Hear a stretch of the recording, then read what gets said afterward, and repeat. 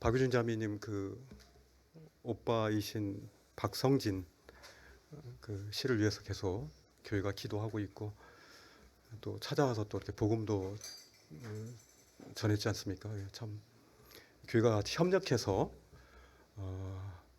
이렇게 주님의 놀라운 복음의 사역들을 진행하는 것이 참 너무 우리 교회의 건강함이 이렇게 좀 느껴져가지고 전 너무 이렇게 마음이 기쁩니다. 우리에게는 그 문제는 항상 있죠.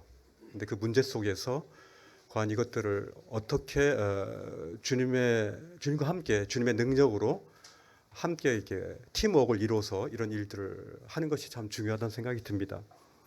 오늘은 사도행전 28장인데 지난주에 우리 오신 우리 박성수 형제님이 28장을 아주 너무나 잘 강해 설교를 해주셔가지고 2년 넘게 했던 이 마지막 강해 설교를 저는 안 해도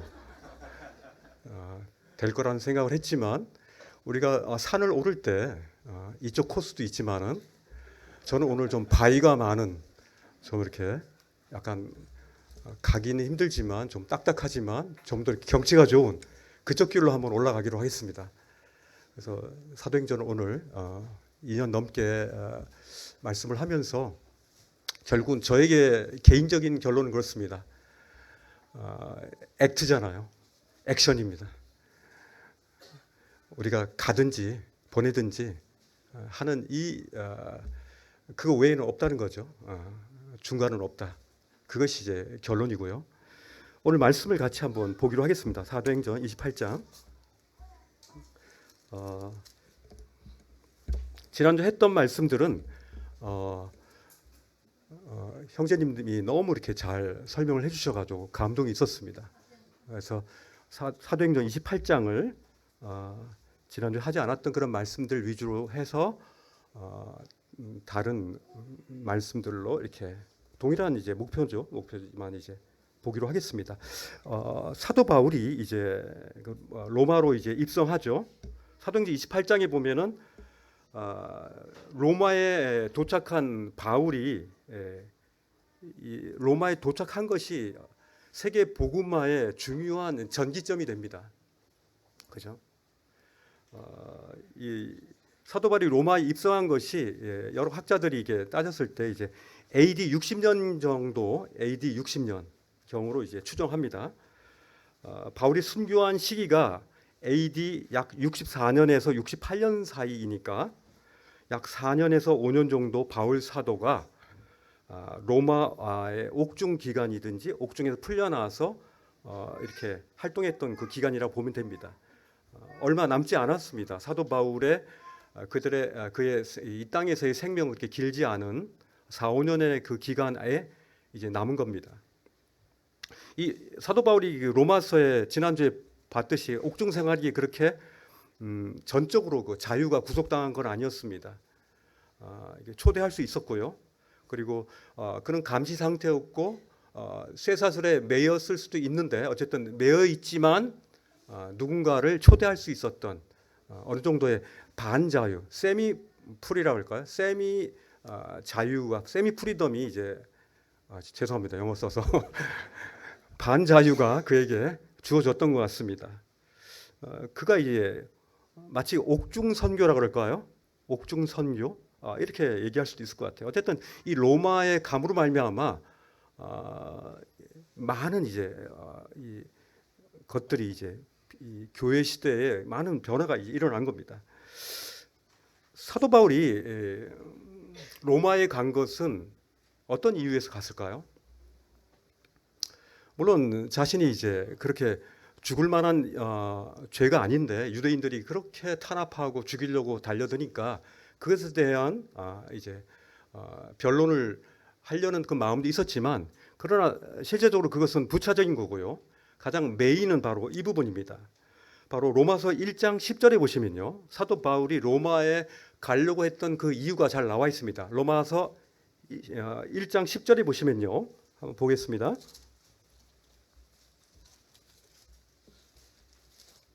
로마서 1장 10절에 보면은 이렇게 되어 있습니다. 어떻게 하든지 이제 하나님의 뜻 안에서 너희에게로 나아갈 좋은 길 얻기를 구하노라 하면서 이 로마의 교회에게 쓴 이 서신서에 먼저 이제 쓴 거죠. 이거는 이 로마 교회에서 어떻게 하든지 하나님의 뜻 안에서, 하나님의 뜻 아닙니다. 그리고 너희에게로, 로마에 있는 너희들, 로마에서 이미 믿고 있었던 그 형제 자매들에게 가기를 구했는데 좋은 길 얻기를 구했다고 그랬습니다. 기도했다 그런 거죠.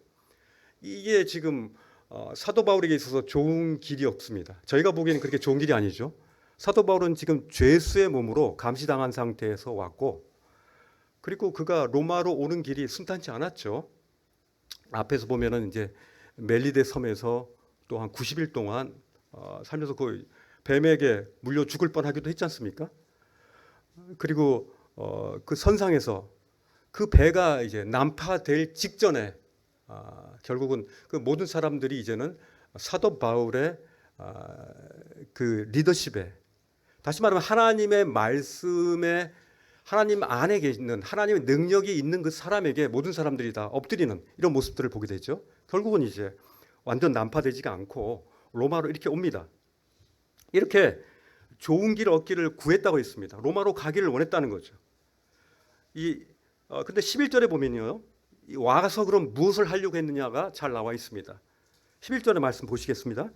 11절에 보시니까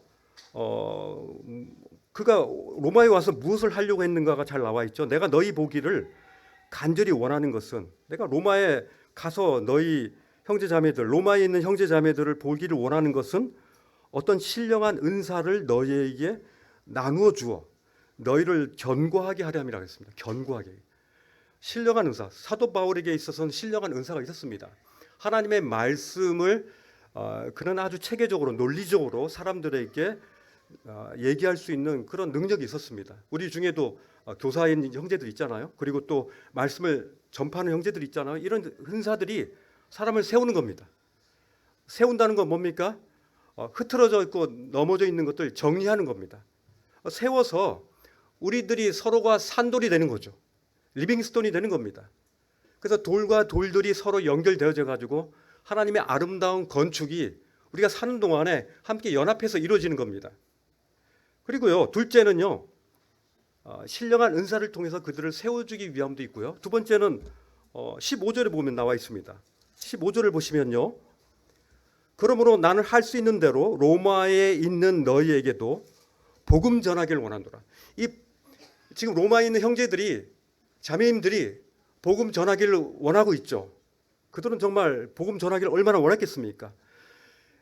사도 바울이 오므로 말미암아, 이런 전도자가 오므로 말미암아 로마 교회 가운데 얼마나 큰 힘이 되겠습니까? 그래서 사도 바울은요, 할 수만 있거든, 할 수 있는 대로 로마에 있는 너희에게도 복음 전하기를 원하노라.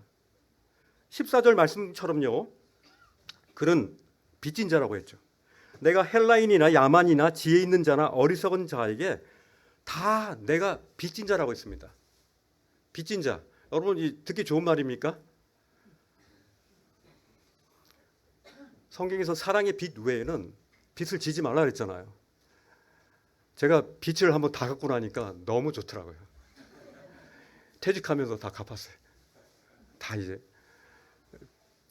이 빚이 있으면요, 무언가가 제가 거기에 종속되는 느낌이 듭니다. 그죠? 그런데요, 이건 좀 다른 의미입니다. 뭡니까? 사랑에 빚진 자입니다. 그리고 그리스도의 그 은혜에 놀라운 그 사랑에 빚진 자입니다. 이 빚진 자는요, 그것을 갚아야 될 그런 책임감과 의무를 항상 가지고 있습니다. 그죠? 굳이 이렇게 빚진 자라고 할 필요가 있을까? 주님 주신 거 다 누리기도 좀 바쁜데. 그리스도인은요, 두 가지가 있습니다. 주님 주신 것을 충분히 누릴 필요도 있고요, 우리는 주님이 우리에게 주신 그것을 향해서 빚진 자라고 얘기할 수 있는 더 깊은, 더 책임감 있는 이런 부분들이 우리 가운데 두 개가 동시에 있다는 거죠. 그죠?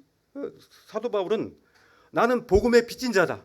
내가 받은 복음을 나는 나눠주지 않으면 나는 죽겠다라고 하는 겁니다. 우리가 빚을 갚지 못하면 죽겠잖아요.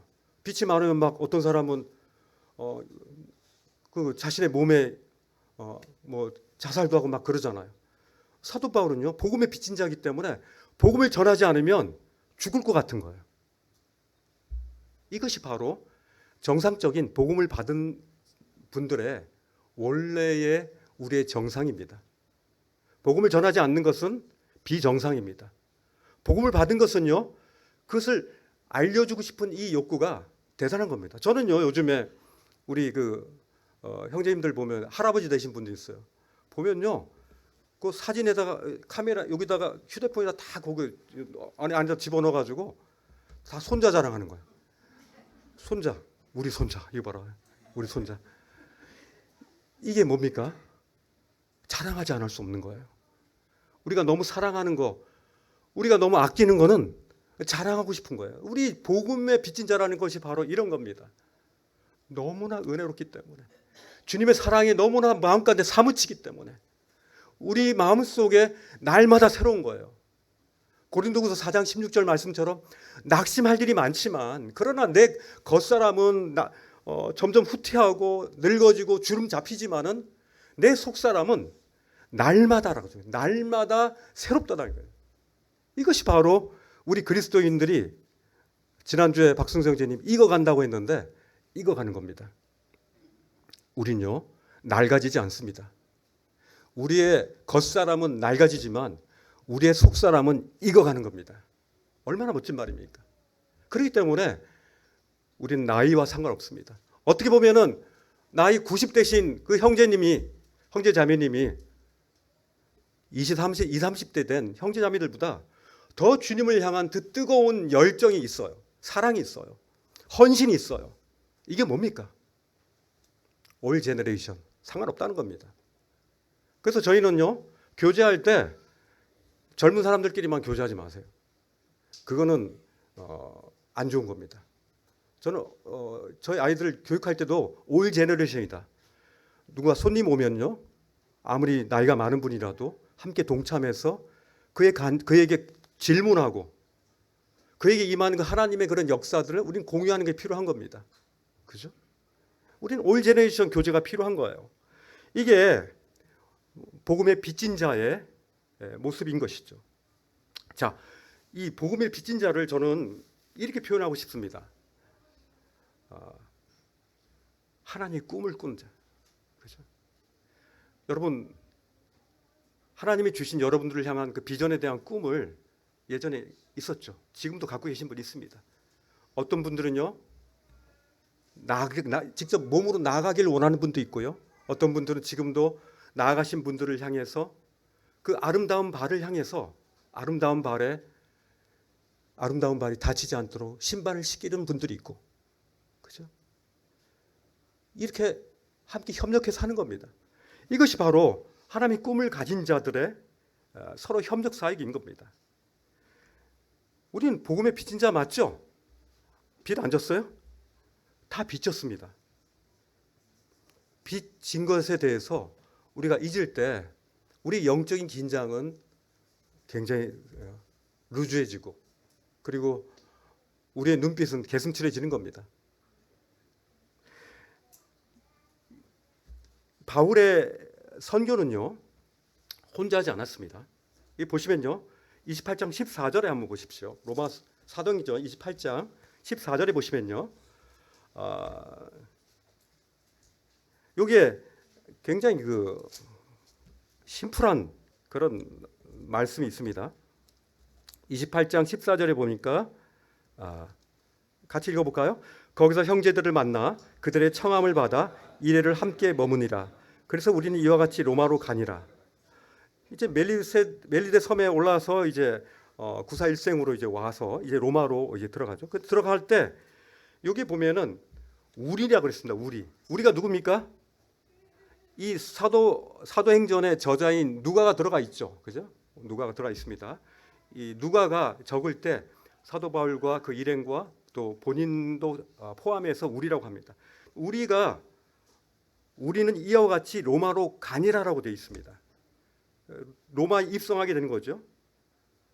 근데 이 배후에 이렇게 간단하게 적었는데 우리가 로마에 가니라고 썼는데 이 배후에 얼마나 많은 얼마나 많은 어려움, 얼마나 많은 낙심, 얼마나 많은 그런 탄압이 이곳에 있었겠습니까? 근데 이 한 줄, 이 짧은 문맥으로 누가는 마무리합니다. 우리는 로마의 간이라. 이 사도행전 저자는요, 이 누가는 성경의 저자 중 유일하게 유대인이 아닙니다. 누가가 쓴 책이 두 개죠.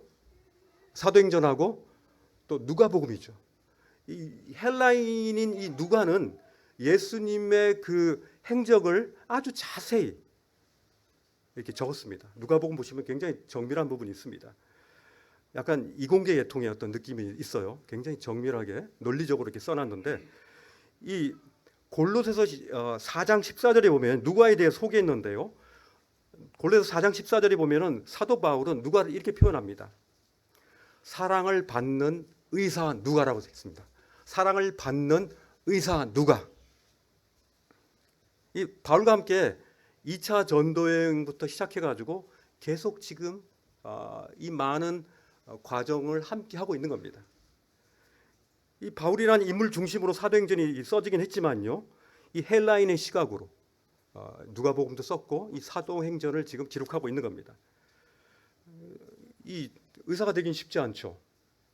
우리 교회도 이제 의사분들이 계시지만은 굉장히 전문적인 기술이 필요합니다.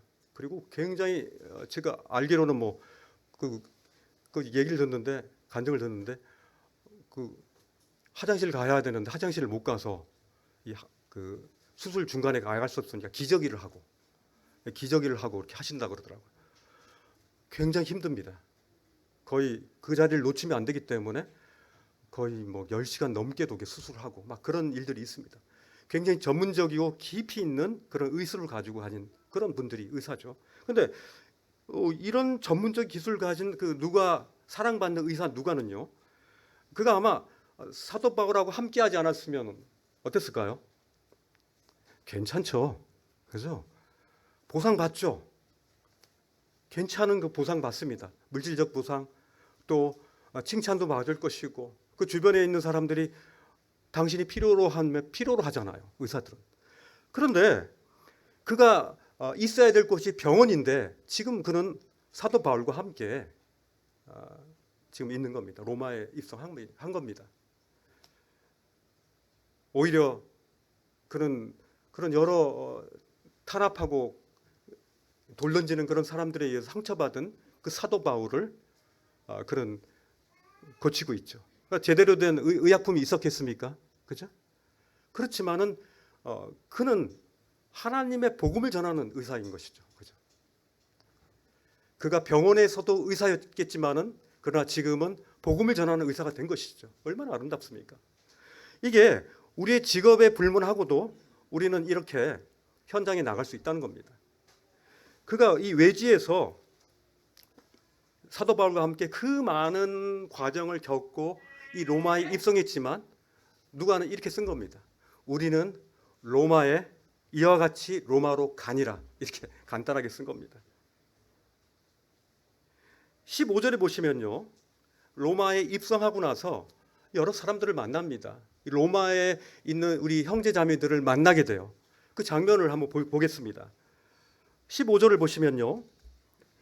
그곳 형제들, 로마에 있는 그런 형제들이죠. 그곳 형제들이 우리 소식을 듣고 아피오 광장과 트레이스 타베르네까지 맞으러 오니, 그죠? 이 바울이 그들을 보고 하나님께 감사하고 담대한 마음을 얻으니라. 그죠? 이 현지 성도들이요, 이탈리아 아피오 광장, 트레이스 타베르 이 두 곳은요, 약 두 곳이 한 보니까 지도를 한번 찾아보니까 한 2km 되더라고요. 서로 걸으면 2km 한 30분 정도, 2, 30분 걸리는데 두 곳에서 형제 자매들이 그곳에서 사도 바울을 영접합니다. 맞이합니다. 사도 바울이 그들을 만나고 나서 어떻게 했습니까? 어떻게 했어요? 바울이 그들을 보고 하나님께 감사했다고 했습니다. 그죠? 그리고 담대한 마음을 얻는지라. 저는 이 말씀을 보면서 이렇게 형제 자매들을 만날 때 이렇게 큰 담대함을 우리가 얻는 거구나. 우리가 매주마다 이렇게 모였을 때 담대하잖아요. 나 혼자가 아니잖아요. 그죠? 우리가 함께 이렇게 주님을 찬양하는 이 저는 향연이라고 봅니다. 향연. 함께 향기로운 그런 이 마치 그 파티와 같이 우리가 주님을 예배하는 이런 예배를 들 수 있다는 게 굉장히 신기한 겁니다. 담대한 마음을 가질 수 있어요. 그죠? 마치 모닥불이 이렇게 떨어지면은 혼자 시들어하고 그냥 타버리지만 함께 이게 나무들이 모닥불이 모였을 때 활 타는 것처럼 우리는 모이면 모일수록 더 뜨거워지는 겁니다. 그죠? 주님을 향해서. 그런데 이 만난 사람들이 과연 누굴까를 이렇게 봤습니다. 이 광장에 나온 사람들이 과연 누군가? 성경에 나와 있더라고요.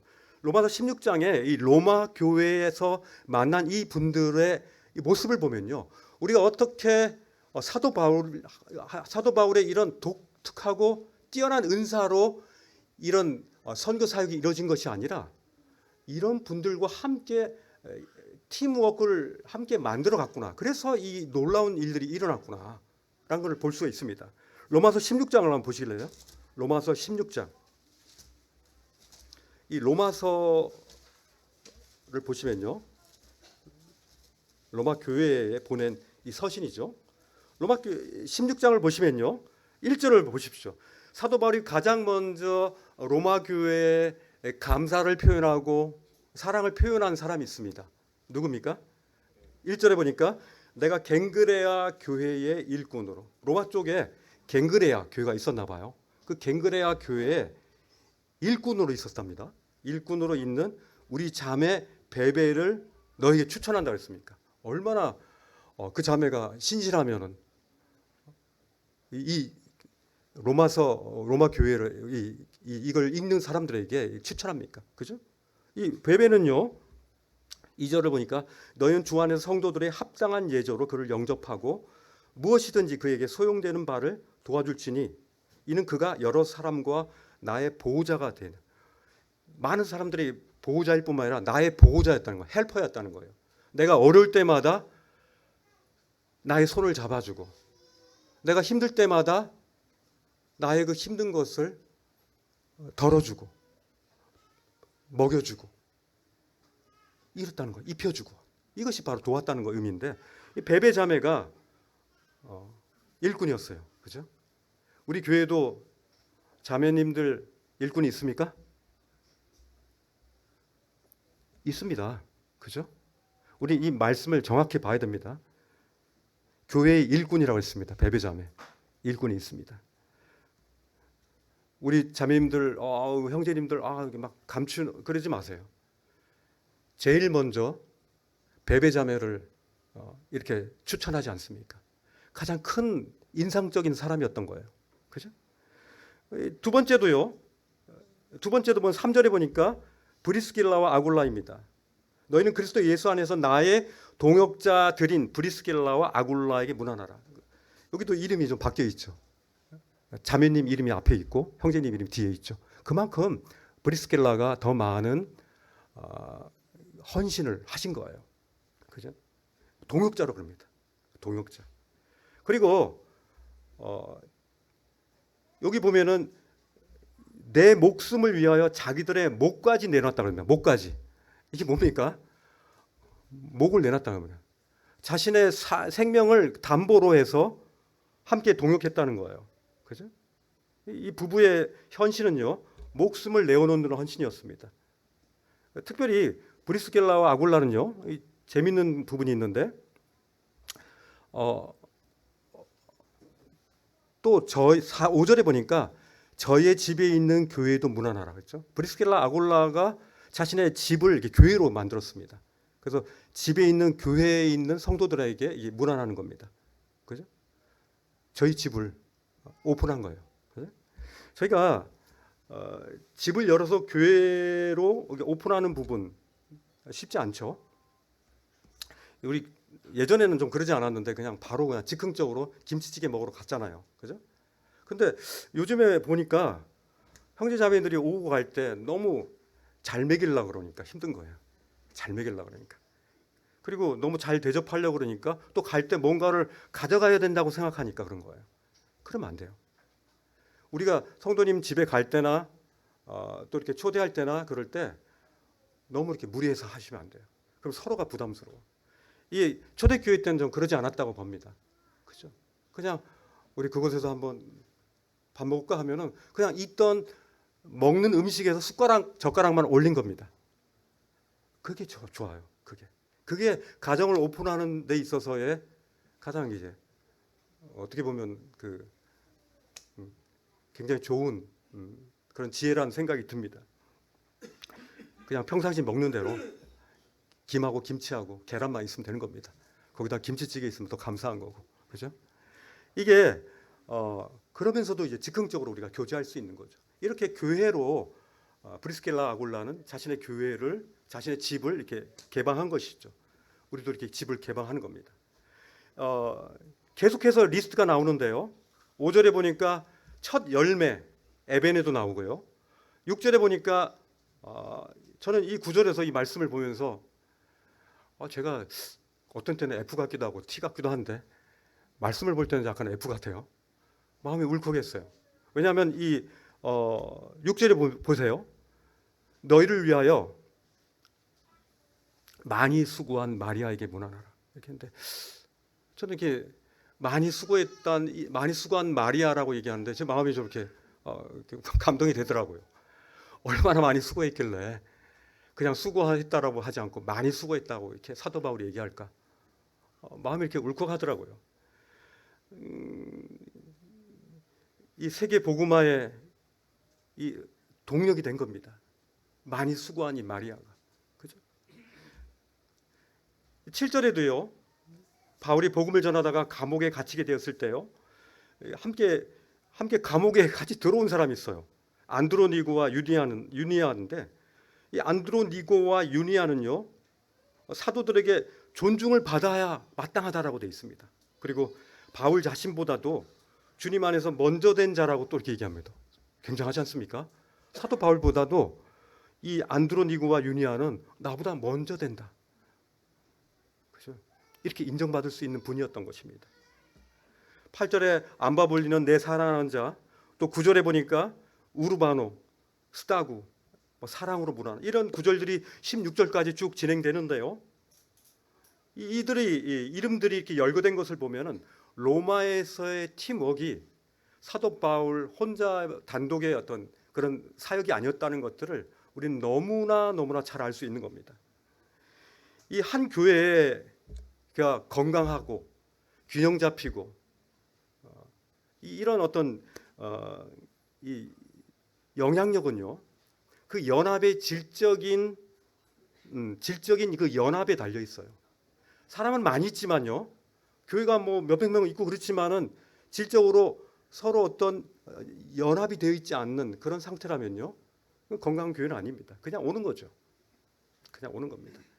그러나 그리스도의 사랑의 빚진 자, 복음의 빚진 자로서 항상 자신은 이거 가지고는 부족한데 하면서 자신의 연약함을 주님 앞에 내놓으면서 그것이 우리의 하나의 접착제가 되는 거죠. 우리는 빚진 자라는 거예요. 우리는 복음의 빚진 자로서의 이것이 우리를 겸손케 하고 우리가 서로 뭉쳐야지만 이 복음 사역에 동참할 수 있다라고 하는 그런 필요를 우리에게 주는 겁니다. 16절에 보시면요, 사도 바울이 이제 다시 사도행전 28장에 오시면요, 16절에 보시면 우리가 로마에 들어가니 바울에게는 자기를 지키는 한 군인과 함께 따로 있게 허락하더라. 사도 바울은 로마에 들어가자마자 한 군인과 함께 있습니다. 군인이 옆에 있어요. 든든합니까 지금 사도 바울이? 든든하지 않죠. 그의 자유를 구속할 사람이잖아요. 굉장히 이상하죠. 자기를 보호하기도 하지만은 자기를 구속하기도 하는 겁니다. 우리 인생에는요, 이런 이 옆에 있는 이 군사처럼 우리를 지키는 사람이 있습니다. 이 군인은요, 다른 것으로부터 지킬 수도 있지만 나의 자유를 또 구속하기도 합니다. 그러나 사도 바울은 그것에 대해서 불평하지 않았습니다. 자기 옆에 있는 그 군인을 그냥 인정하는 거죠. 우리의 삶의 지금의 나의 나됨을 그냥 인정하는 겁니다. 그것에서 그렇게 신경 쓰지 않아요. 예민하지 않아요. 잠도 잘 자는 거예요, 그냥. 우리는 그렇게 중요하지 않은 것에 너무 예민함으로 말미암아 주님의 복음의 빚진 자로서의 그 빛을 날리는 데서 방해가 되면 안 되는 겁니다. 이 어디 가나요? 심지어 이게 로마에 들어가자마자 17절을 보시면은 제일 먼저 누구를 만납니까? 유대인 중 높은 사람들을 청하죠. 그죠? 유대인들을 만나요. 이 사도 바울은 가는 곳마다 항상 그 유대인들을 만납니다. 그래서 이 유대인들 회당을 찾아다니면서 유대인들에게 복음을 전합니다. 그의 먼저 우선순위는요, 유대인들이에요. 그죠? 유대인들을 먼저 만나서 교제를 해요. 근데 28장 20절을 보면요, 특이한 현상이 생기는데, 이 유대인들에게 전하지만은 20절에 보니까 어떻게 합니까? 이러므로 너희를 보고 함께 이야기하려고 청하였으니 이스라엘의 소망으로 말미암아 내가 이 쇠사슬의 메인바 되었노라 하면서 쇠사슬의 메인 죄인으로 온 이유에 대해서 그 유대인들에게 말하는 거예요. 내가 이렇게 쇠사슬의 메인 죄인으로서 이 쇠사슬 질질 소리 나잖아요. 그죠? 질질 끌려다니면서 그 군인도 따라다니면서 이렇게 메인거 된 것은 바로 당신들, 지금 이 로마에 와 있는 이 유대인들, 이방 지역에 있는 당신들, 유대인들을 위해서 내가 지금 여기까지 온 겁니다. 이렇게 얘기해요. 왜요? 이스라엘의 20절에 보니까 이스라엘 소망. 이스라엘 소망이 뭡니까? 이스라엘의 참된 소망은 메시아죠. 그들을 해방시켜요. 그 메시아인 예수 그리스도가 우리를 위해서 십자가에 못 박혀 죽으셨고 여러분들을 위해서 그 죄를 다 가져가셨고 그가 부활하셔서 이제 여러분들을 통치하시는 하나님의 나라의 왕이 되셨다. 그 왕의 나라로 여러분들이 와야 된다라고 지금 이게 전파하는 거 아닙니까? 지금 그들에게 지금 얘기하는 거예요. 그들의 동족에게. 이렇게 쇠사슬의 메인 사도 바울이 그 유대인들에게 먼저 이렇게 얘기합니다. 23절에 보시면요, 재미있는 현상이 있는데 그 유대인들이 나 너에 대해서 들은 적이 없다. 너에 대해서 편지 받은 적도 없고 그렇기 때문에 우리가 이제 유대인들이 로마인 유대인들이 직접 들어야 되겠다라고 말합니다. 그래서 28장 23절에 같이 읽어보겠습니다. 그들이 날짜를 정하고 그가 유숙하는 집에 많이 오니 바울이 아침부터 저녁까지 강론하여 하나님의 나라를 증언하고 모세의 율법과 선지자의 말을 가지고 예수에 대하여 권하더라. 이 말씀을 보면요, 날짜를 정하고 사도 바울이 유숙하는 집에 그 렌탈한 집에 오죠. 그 집에 와서 아침부터 저녁까지 강론하는데 무엇에 대해서 말씀한다고 그랬죠? 두 가지죠. 하나님의 나라, 그죠? 이 하나님의 나라인데 좀 더 정확한 번역은 하나님의 왕국입니다. The Kingdom of God이죠, 그죠? 하나님의 왕국, 하나님의 나라, 무관합니다. 이 하나님의 왕국을 증언하고 그 다음에 예수에 대해서, 예수 그리스도에 대해서 권하는 겁니다. 바울은 비록 연금 상태였지만 이렇게 그의 행동이 통제되긴 했지만 쇠사슬에 매였지만 여러 사람들을 이렇게 초대할 수 있었던 겁니다. 23절의 말씀에서 사도 바울이 전한 복음의 그 핵심은 바로 예수 그리스도로 인하여 예수 그리스도가 통치하는 그 하나님의 나라, 그 예수 그리스도가 누구인지를 알고 그를 영접했을 때 하나님의 나라가 하나님 나라 안에 여러분들이 들어올 수 있다라는 이 말씀 아닙니까? 그래서 바울은 언제나 하나님의 나라와 예수 그리스도 선포했는데요. 이 사도행전 저자인 누가가 누가복음에서 예수님이 말씀하신 이 복음과 동일합니다. 사도 바울이. 누가복음에 보시면요, 17장 20절 21절에 보면은 예수님도 이 하나님의 나라에 대해서 말씀하셨죠. 누가복음 17장 20절 21절에 보면 바리새인들이 하나님의 나라가 어느 때에 임하니까 이렇게 질문합니다. 바리새인들이 질문해요. 하나님의 나라 언제? 이들이 생각하는 하나님의 나라와 개념이 좀 다르죠. 그죠? 하나님의 나라가 임했을 때 그들은 어떻게 보면 정치적인 그리고 이 모든 속박에서 억압에서 벗어날 수 있다는 그 하나님의 나라의 그 의미가 있겠고요. 예수님은요, 이렇게 얘기하십니다. 하나님의 나라는 볼 수 있도록 임하는 것이 아니라 또 여기 있다 저기 있다 이렇게 이해한 게 아니라 하나님의 나라는 너희 안에 있는 거예요. 너희 안에. 응? 하나님의 나라가 이들은 이제 하나님 나라 임했을 때 그들이 바라는 그런 이 정치적이고 이런 모든 것에서 벗어날 수 있는 하나님 나라를 생각했는데 마치 다윗이 통치했듯이 그런 나라를 생각했는데 하나님의 나라는 우리 내면에 있다, 너희 안에 있다라고 얘기하니까 이들이 알아듣지 못하죠. 이건요, 이 믿는 자들의 마음 속에 현재적으로 경험할 수 있는 하나님의 나라를 의미하는 겁니다. 믿는 자, 예수 그리스도 왕이신 예수 그리스도를 그 마음 속에 모셨을 때 그 내면에서 그 하나님의 나라가 통치되는 The Kingdom of God. 킹덤은 왕이 지배하는 왕이 통치하신 나라 아닙니까? 그 예수 그리스도의 그 왕이 통치하시는 그 나라가 너희 가운데 임한다는 겁니다. 그렇죠? 이게 현재적 하나님의 왕국이죠. 미래적 왕국은 바로 천년 왕국을 또 의미하기도 하죠. 그들은 이제 예수 그리스도를 거부했기 때문에 이제 이후에 천년 왕국 때 이제 유대인들을 부르고 그들을 또 통치하는 그 나라가 있는데 일단 현재적 하나님의 나라의 왕국, 하나님의 왕국 이것을 예수님께서 바리새인들에게 말씀한 겁니다. 사도 바울이 로마에서 하나님 나라와 예수님의 복음을 전했지만요. 결론은 어떻습니까? 효과는 어때요? 막 복음을 전했어요. 우리 복음 집회 막 했지만 영혼들이 많이 나아집니까? 24절에 보면요. 이렇게 나와 있습니다. 24절에 보니까 그 말을 믿는 사람도 있고 믿지 아니하는 사람도 있어. 이렇게 얘기합니다. 믿는 사람, 믿지 아니하는 사람. 그러나 전하지 않으면 이것이 생기지 않겠죠. 그죠? 이 로마에 살고 있는 유대인들을 향한 복음 전파가 시작됐지만 그들 중에 믿는 자도 있고 믿지 아니하는 자도 있다는 겁니다. 이 로마서 9장 10장에 보면요. 그 고륙 친척 그 유대인들을 향한 사도 바울의 그 복음 전파는 정말 애절했습니다. 내가 그리스도께 끊어질지라도 내 동족들이 예수 그리스도를 믿기를 원한다라고 했습니다. 정말 이게 정말 끊어지는 이 고통스러운 이 빚짐에 대한 부분이 아주 동족을 향해서 아주 애절했습니다.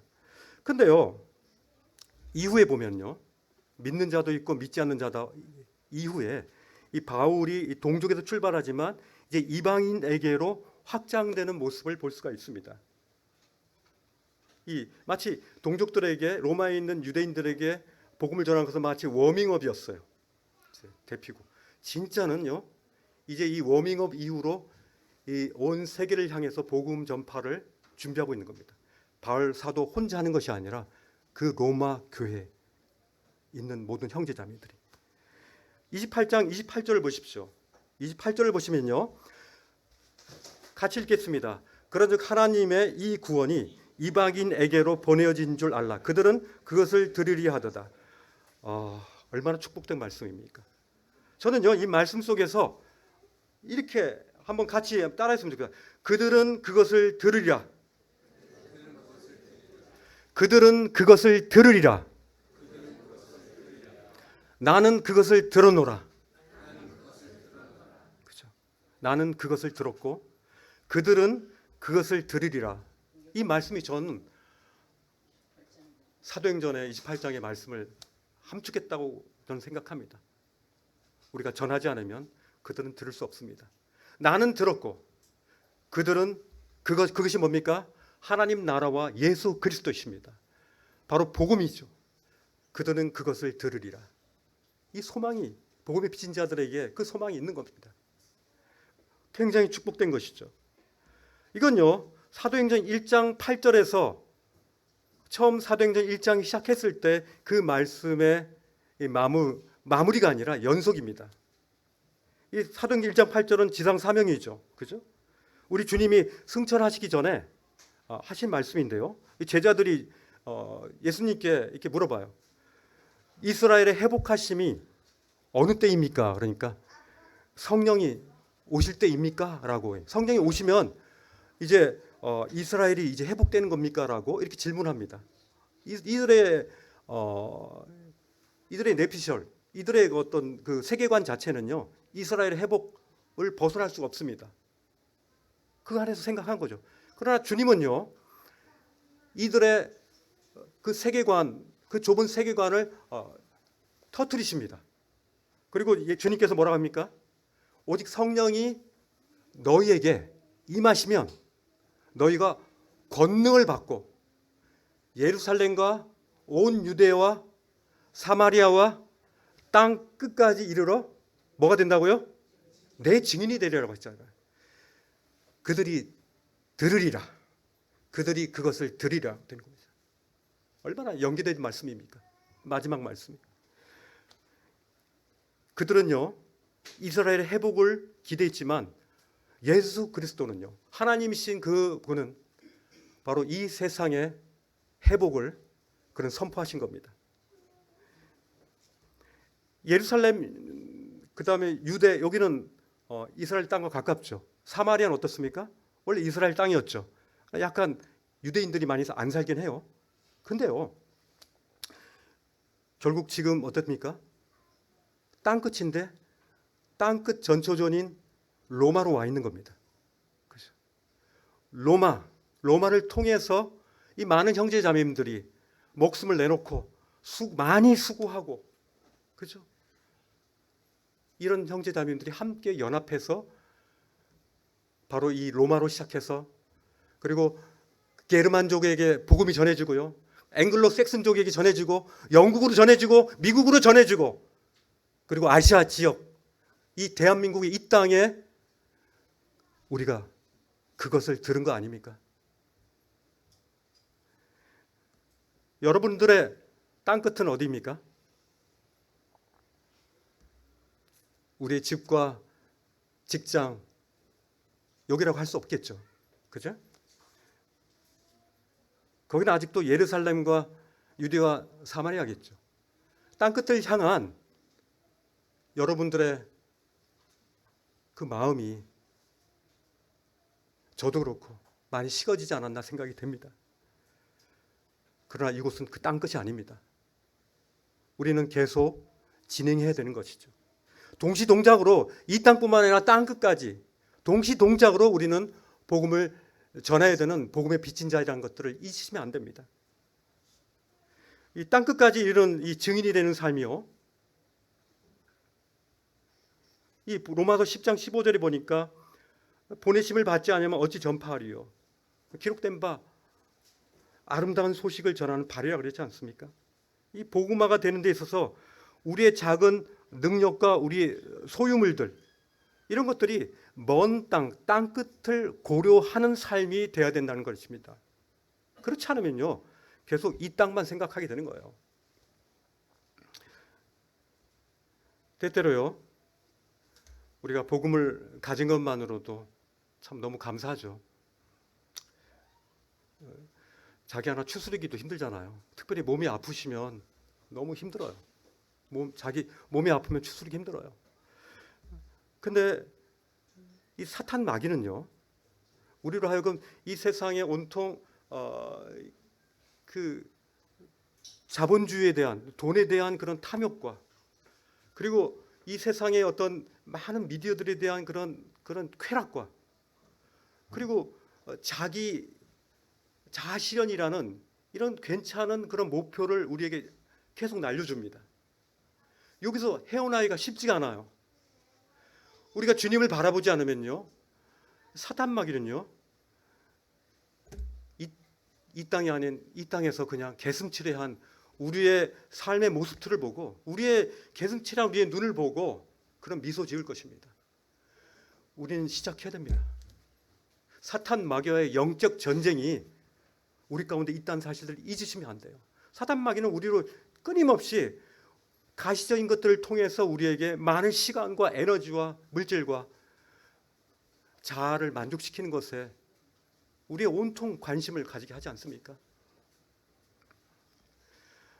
그래서 사도 바울은요, 너희는 이 세대를 본받지 말아라요. 그리고 본받지 않으면 어떡하라고?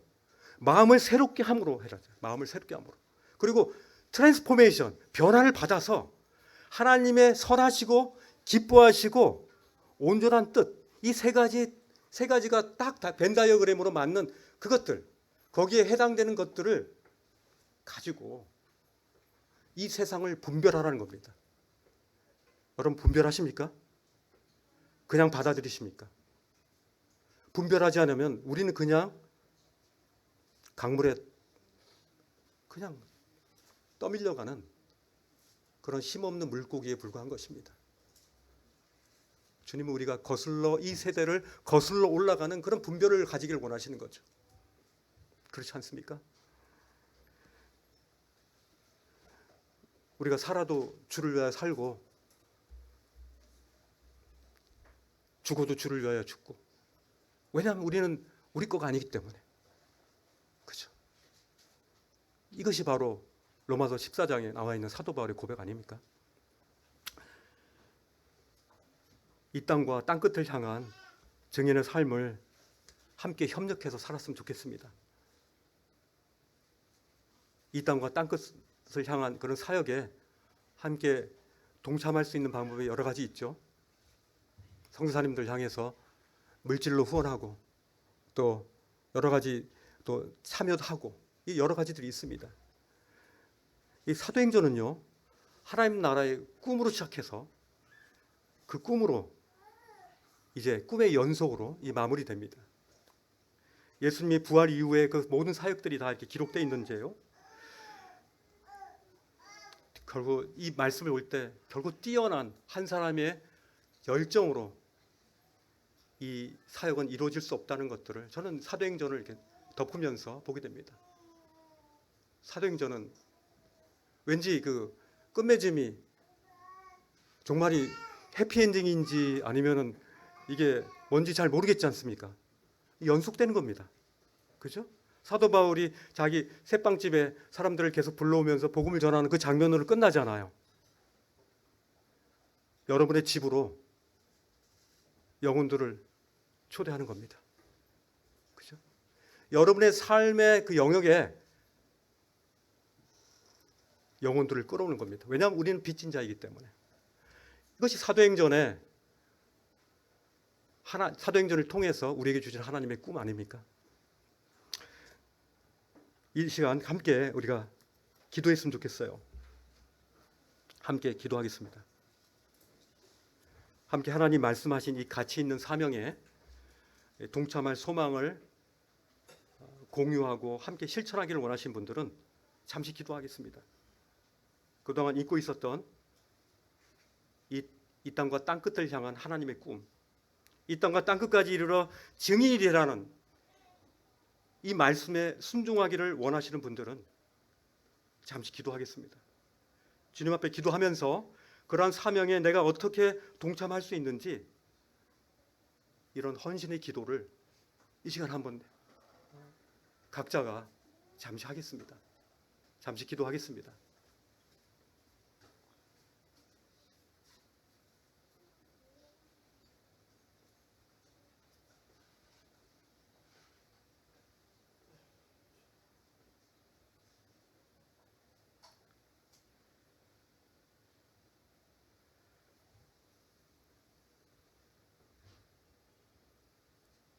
귀하신 주님, 우리 주 예수 그리스도께서 이 땅에 참 오셨기 때문에, 이 땅으로 오셨기 때문에 참 우리가 우리의 모습을 보게 되었고, 우리의 죄를 알게 되었고, 우리가 견딜 수 없는 괜찮지 않은 그런 악한 죄인이라는 것들을 알게 되었고, 이제 그 죄에서 벗어나기를 원하여 우리 주님의 그 놀라운 십자가의 그 피가 우리를 용서할 수 있다는 사실들을 우리로 하여금 우리 성령님께서 알게 하신 주님 감사드립니다. 또한 그뿐만 아니라 우리가 죄를 용서받은 이후에 우리 주 예수 그리스도께서 죄만 용서한 것이 아니라 우리 마음에 들어오셔서 우리 함께 먹고 자고 우리 함께 동행하시는 그런 예수 그리스도임을 인해서 주님 앞에 감사드립니다. 이제 우리 안에 하나님의 나라, 하나님의 왕국이 시작됐음을 인해서 감사드립니다. 이 왕국의 이 땅뿐만 아니라 땅 끝까지 참 그들의 영혼의 이 하나님의 나라에 동참할 수 있도록 우리에게 참 땅 끝까지 이르는 증인이 되리라는 주님의 말씀을 우리가 잊지 않도록 주님 인도하심을 감사드립니다.